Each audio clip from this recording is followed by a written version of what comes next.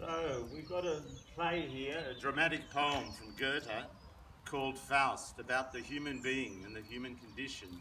And today we're in a situation where it's very hard to breathe, and yet we're breathing beings. We need to breathe with our lungs and also with our soul. And coronavirus is all about that. There's a mystery of the human being happening all around the world, not just here at this building. We need to learn to breathe, not jog, but we need to learn to breathe with our limbs and through our limbs with our soul to get our lungs working. For example, steadfast I stand in the world. With certainty I tread the path of life. Love I'll cherish in the depths of my being.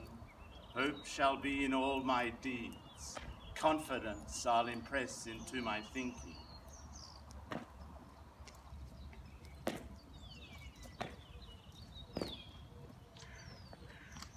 We have a 5-pointed star from our head down to our right foot, from our right foot up to our left arm, and across to the right, down to the left, and up to the head. I'll do it again. Steadfast I stand in the world. With certainty I tread the path of life. Love I'll cherish in the depths of my being.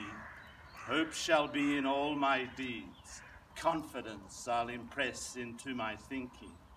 And then we can do this little exercise of just jumping, springing, smaller and bigger, like the word beginning. The B coming in and the G going out. That's where the word we're going somewhere.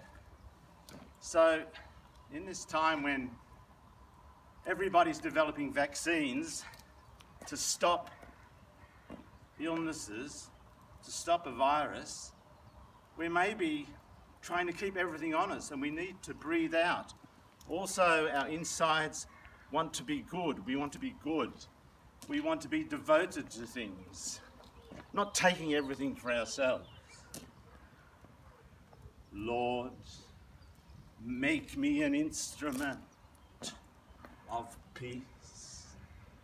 Where there is hatred, let me show love. Where there is injury, pardon. Where there is doubt, faith. Where there is despair, hope. Where there is darkness, light. Where there is sadness, joy.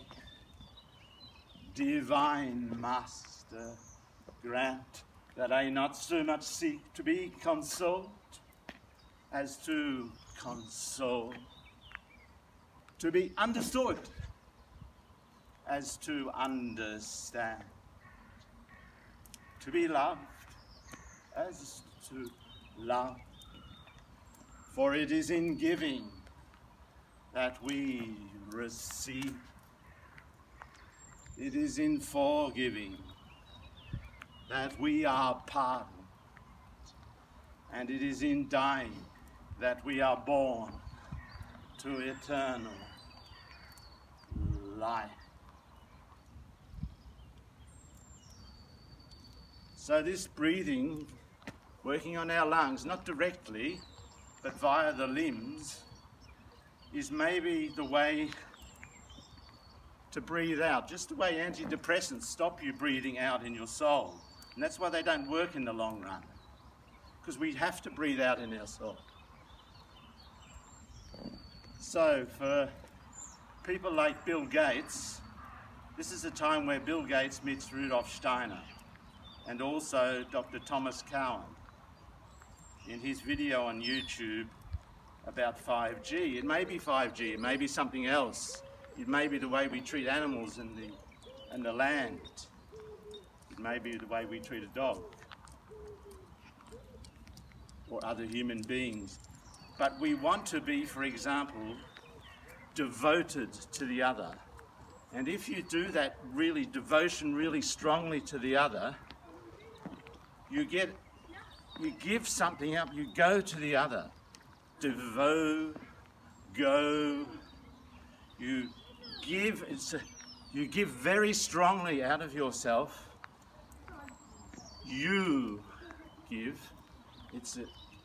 And you give something of yourself up, you go to the other, and you get this English movement, a double U. Ooh. And you start to get this movement. And this movement, also doing this movement, gets you breathing but strengthens your ability to devote yourself to others. And it's the same as Leonardo has in his painting, The Last Supper. There are 12 gestures from 12 movements. Everything comes from movement. King Lear says nothing can be made out of nothing.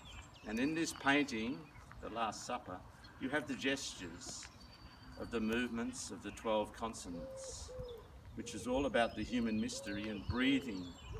A virus is maybe giving something off, like a lake that's poisoned and has its algae bloom.